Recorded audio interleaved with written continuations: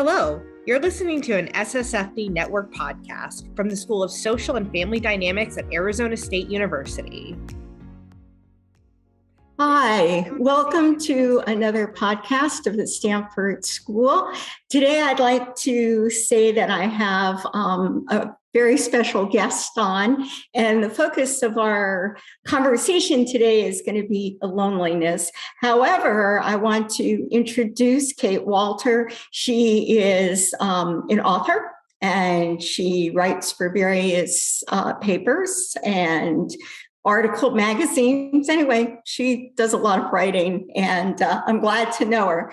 But in true transparency, I have known her since she was writing for second grade. And she was a creative writer then also. So she didn't go far from her talents. Anyway, Kate wrote a book, and we're going to talk a little bit about it, and it's called Behind the Mask. And I see I'm going to put it down. It's got a glare on it, and I'm sorry, that's just the way the lighting is for the podcast. Oh, she's got it, and you can see it even better. And so anyway, so Kate, welcome to Arizona State University, and we are very pleased to have you with us.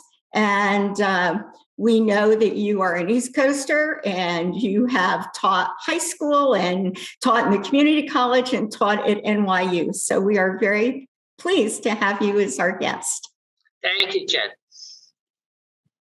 What I'd like to talk about today with you a little bit as we start with loneliness is you were, in New York City. When we think of New York City, we think of the city that never sleeps.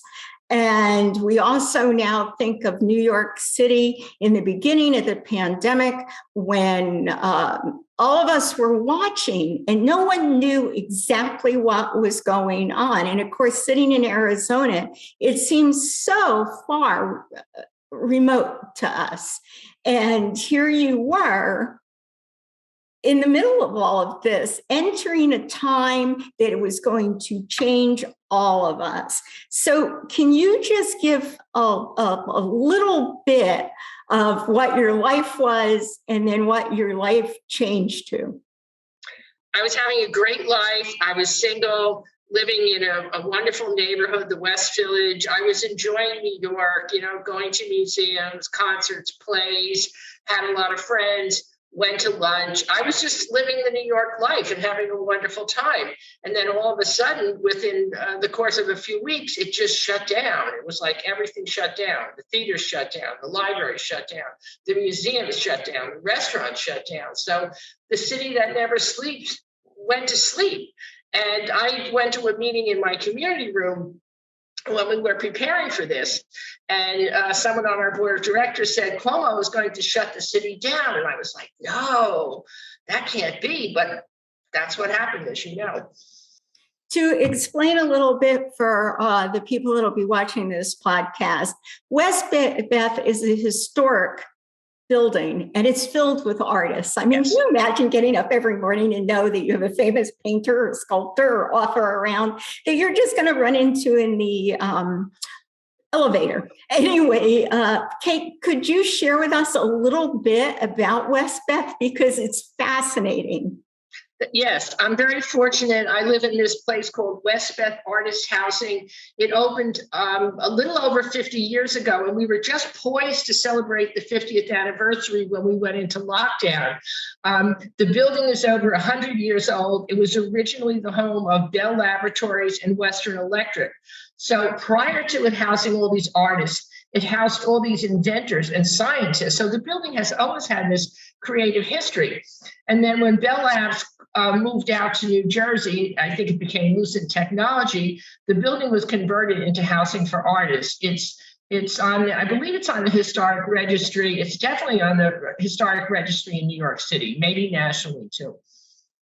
It's just amazing to think. So you have not only New York and everything New York has to offer, you've got this building, and all of a sudden now you have your apartment. Your apartment is your best friend. Yes, I mean, It's open again. We have a community room where I was part of a singing group and an acting group, and the community room shut down for over a year.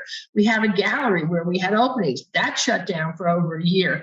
So it was like my little world in Westbeth shut down, and then my big world in New York City shut down. So it was very lonely just being in the apartment and going out for walks and going grocery shopping. And that was pretty much it.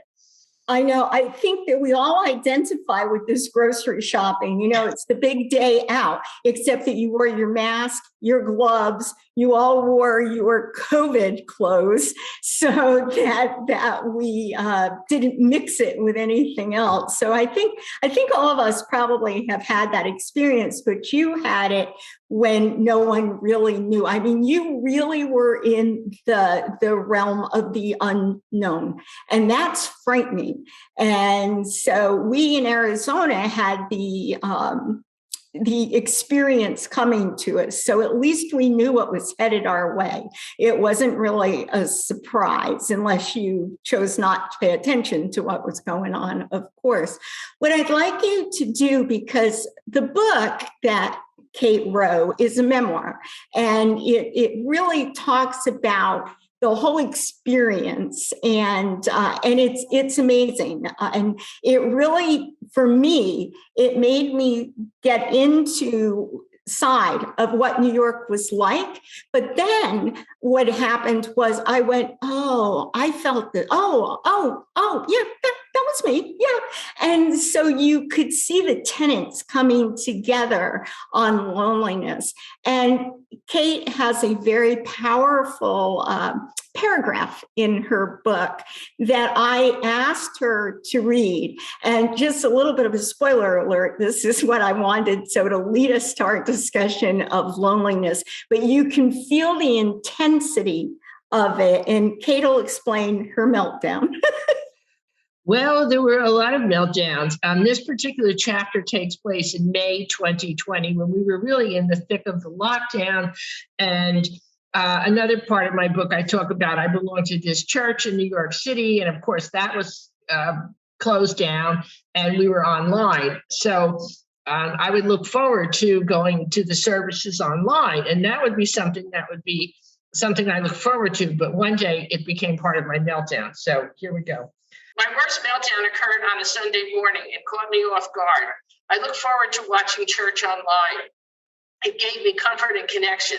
On the last Sunday in April, the usual music came on before the actual service. As I heard the familiar song, "You're Welcome in This Place," I burst out crying and started sobbing hysterically. I put my head down on my desk and sobbed. I could not stop. I was crying for my lost life, which had been very good. I was crying because I have no idea how long this will go on and when I will be able to see my family and friends again. I think the reason I found that so powerful, and you did a beautiful reading, so thank you. It's very exciting when you get the author to read their book, is the fact that everyone had a moment. And I think that we all want to be strong and we all don't want to let people inside of what we're feeling. And when I read that in your book, and now it's more powerful because you read it, I really sat and paused and thought, wow, this is exactly how I felt. Didn't have a meltdown, although it came close. But when I read it, I thought that's exactly how not only I felt, but so many people felt. Everybody on their own journey during this had a moment. And sometimes we had someone to share. But what if we didn't have anyone to share with? And that's what I want to sort of explore now, because loneliness is something everyone has had an experience with. Sometimes it's short-lived, sometimes it's very long, sometimes that really defines their life. But what I want to do is I want to ask you, Kate, self-care is very important because the loneliness can creep inside of you. And you said you had several meltdowns. So what did you do to combat that, to try to take this lonely feeling and start to retool your life, basically reframe it? Well, I really got into routines. For example, as you mentioned, we're friends. We talked on the phone every Saturday, I guess it was, and I look forward to that. And I also had my yoga classes, I had my Qigong classes, and I had my writing workshop. Some of this had been in person, and now it was on Zoom. So it was like my whole life became a series of classes and workshops on Zoom. So it would be like Tuesday, I would have this class. Wednesday, I would have this class. It was very helpful. And I got to kind of talk to the people in the classes a little bit too. Some of them I knew before the lockdown, others I didn't. So, having a structure really helped. I had my schedule, this class, this class, this class. And then I went for walks outside. So having structure was my main thing. And having a spiritual life, calling upon the resources from my spiritual community, my church, my yoga community, that was all really helpful. So you obviously took control. Yes, we did talk on the phone every Saturday, and we had a good time because we were able to go down memory lane, which is fun. But one of the things that I thought was very interesting is that you really called in on your inner resources, because I know we had conversations about that. And you alluded to that just a few minutes ago when you talked about your spiritual life and your yoga. And so you really worked with your loneliness. And I think that is something that we can really, if you would share a little bit of how you worked with that through your spiritual, through your yoga and everything, I think it might help our listeners to maybe get some ideas of where they want to draw from, perhaps not from a spiritual life, but someplace else, whatever it is, just, maybe running, but whatever. So how did you decide and how did you do that? Well, I was lucky in that I had most of these things in place already. I was already in a writing workshop that went in person. Now it went online. I was already in a yoga class that met in person. Then it went online. Same with the church. So a lot of this I already had in place. I was a member of a church. I took yoga. I took Qigong. I was in a writing workshop. I was in a singing workshop. All of this went onto Zoom. Okay, singing does not work on Zoom, I have to say. That was the only one that was not worthwhile. But still, it was fun just to see each other and say hello once a week. So I would say, thank God for technology. And I had all this in place. And back to meltdowns, one of the other meltdowns I had that was terrible was one day my internet crashed. And I was like shaking practically because this was completely my lifeline. And it was just one of those things where all you had to do was unplug everything and plug everything back in. But I was like praying, oh, please let this work. Because I thought if I don't have the internet, I would go crazy. So a lot of it was using technology and replacing the forms. Instead of going to church inside a church, I did it online. So, I think that was a good point that you had with if your internet went down, because so many individuals did not have that. You take for granted when you have something and you don't realize. So we had individuals that did not have the opportunity to connect. And we all want that sense of belonging. It's our human nature to want to belong. And so we're searching. So I think when we look at loneliness, we have to consider people that aren't able to connect for whatever reason. It could be a chronic illness and they haven't been able to leave their home. We have people that sometimes you can live with people and still be lonely, and because you don't have a relationship or a connectiveness. So I think that one of the things that you have really shown in your book is the humanity of it. That's one of the things I really saw as a thread that you carried through as all of the different chapters, and you put in different individuals that have helped shape your life. And I think that you showed humanity. And I think that's the key when we're talking about loneliness, is that we are able to connect with something that we understand, although experience it differently. So now I'm going to ask you, what prompted you to write this book? Well, what happened was I was writing essays for a local website called The Village Sun. And it started in March 2020. And the first essay was Westbeth is a ghost town, because it had gone from being this lively community to a ghost town where people were just walking around with masks and everything was closed. So I started publishing these essays, and writing was really my salvation. Writing about this, publishing these essays kept me sane, kept me going. It was really helpful to me psychologically. And then I was writing these essays for several months, from like March to December. And one of my colleagues said, Kate, I think you're writing a book. And I was like, oh, yeah, I'm writing a book. And then I pitched it to my publisher, who had published my other book. And she said, I like this idea, keep going. And then she gave me a deadline. And then the book goes from March 2020 to June 2021, sort of when New York is really coming out of the deep lockdown.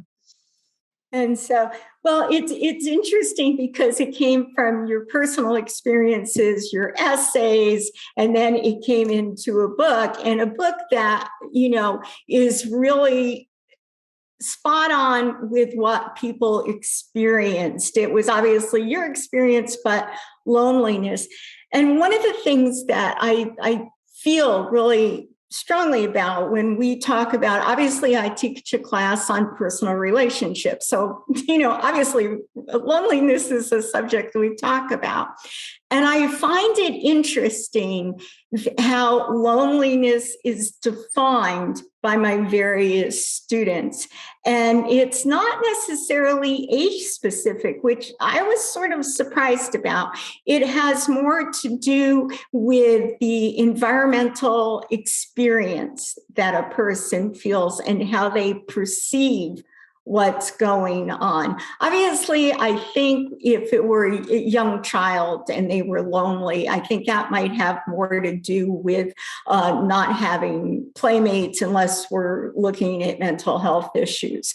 But in the people that are starting to have social outlets, it seems that whether they're my 20-year-olds or my 80-year-olds in class, that even though it's different social outlets, the same experience is that they feel a loss and a grieving that goes with any time they're feeling lonely. And some people handle it all right, like they reframe like you did. But some of the individuals really don't know how to approach it. And so if you were sitting having coffee with me and you were giving advice to me about some things, you said you had some things in place already, but what else would you suggest to someone that was feeling lonely? Well, I read a lot. And it's funny because some people said they couldn't read during the pandemic. I read a lot. Okay. I think at one point the library was completely closed. So I guess I was ordering books online at that point. Reading. I taught myself how to play the harmonica. I picked up a new hobby, things like that. That's what I would do. That's me. I don't know what someone else would do. Right. It's reaching out to something that brings you joy. Exactly. And if I remembered you played the harmonica, I would have asked you to play it. So consider yourself lucky. And so, oh no. I'm not going to play it now. but I know you love music, so there's no doubt in my mind that you played a lot of music, not to mention and I listen to a lot of music. Sure. Yeah, I mean, but music is very emotionally satisfying to individuals, and it's something. One of the things that when we look at loneliness, though, and we talk about, or at least this is what my students have brought to me, is that they feel devalued, that they feel like no one really wants to be part of their life or be their friend, basically. And I think some of that is a struggle with individuals. And it probably goes back to those basic fundamental things of building relationships, of, feeling that you can disclose something to someone and it's not going to come back to haunt you, or that you trust that individual to handle whatever you say gently and not, come back with it. So I think that when we talk about the depth of loneliness, I think we started in a good place with looking at how it enveloped everyone in New York immediately. It wasn't like, Kate Walter was not isolated in her apartment. She had lots of individuals isolated in their apartment.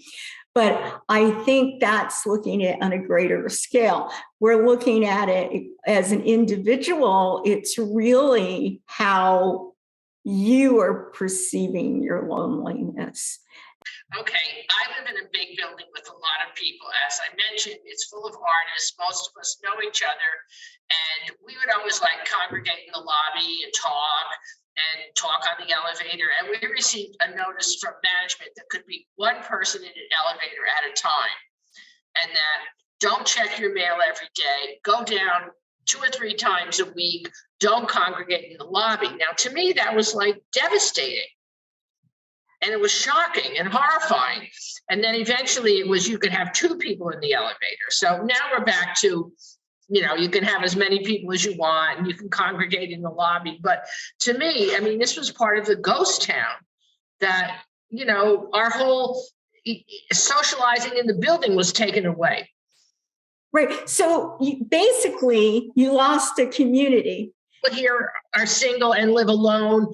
And, that's a big part of our lives is chatting in the elevator. This may not seem like a big deal to people who live in suburbia, but chatting in the lobby. And the other thing I did want to say was we have a remarkable staff here of people, and we did give them a big ceremony and a big bonus at the end of this. And they were incredible because sometimes the only person I would talk to would be one of the janitors or one of the security guards. And they would say, "Hey, Katie, how you doing?" And that stuff meant so much to me, even more than you can imagine, just having them greet me friendly behind their masks. Right. Well, I think that that's just absolutely true, that the little things made such a difference. I know I probably chatted with some people that I didn't even know. It was just somebody to chat to.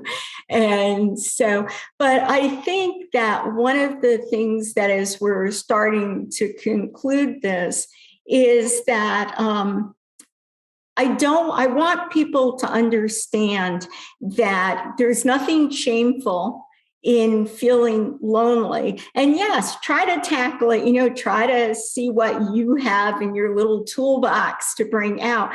But if you're really having difficulty and you're extremely lonely, then, reach out and ask for help. I think that we need to get rid of that stigma of mental health, because everyone has a moment and everyone has some opportunity to have meltdowns, and some meltdowns turn into anxiety, and anxiety can sometimes make us not function.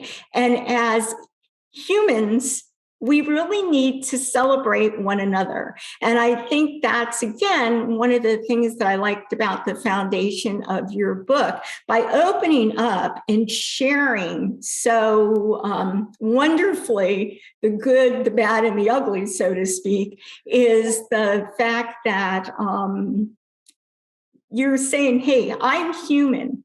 And I share this with all of you, and I'm not ashamed to tell you that I had a meltdown, and that I think that is one of the best things that anyone can do, is to show that you understand and that it's not a weakness to want to have someone help you out.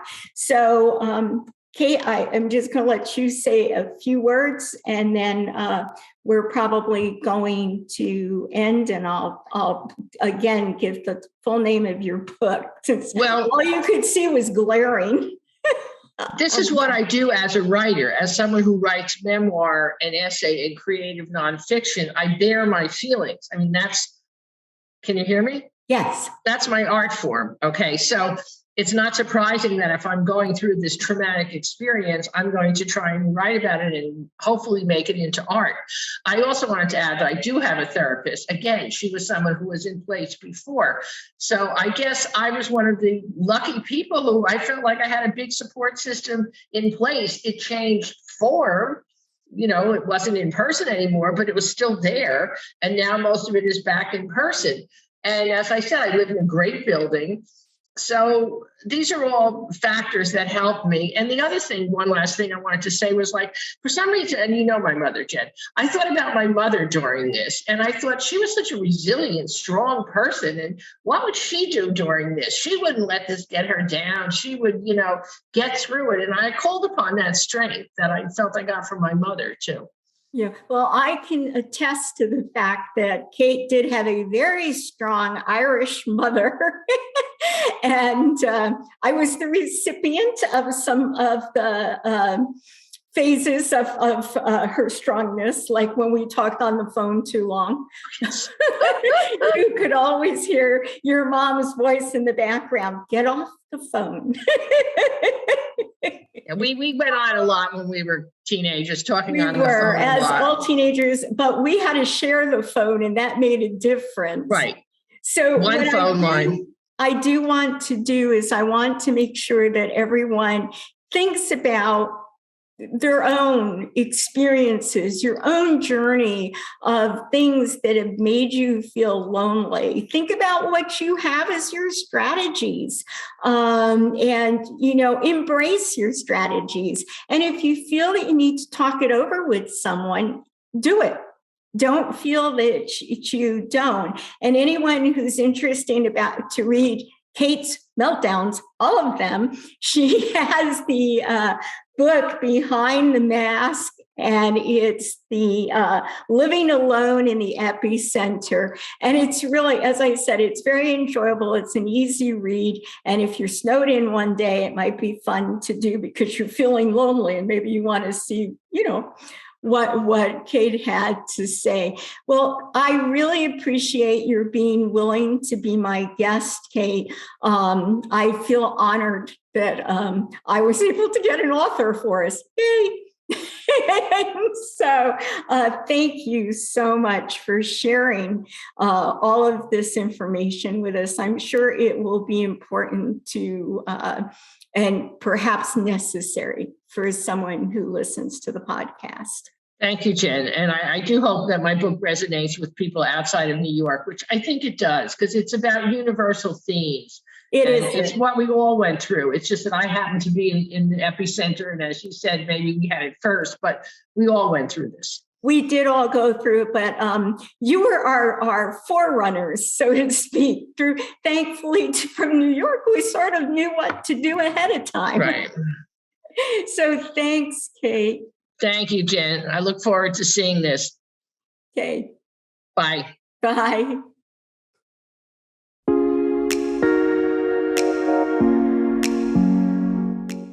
Here at the School of Social and Family Dynamics, we recognize that the land where we host this podcast at Arizona State University belongs to the Maricopa and Pima peoples.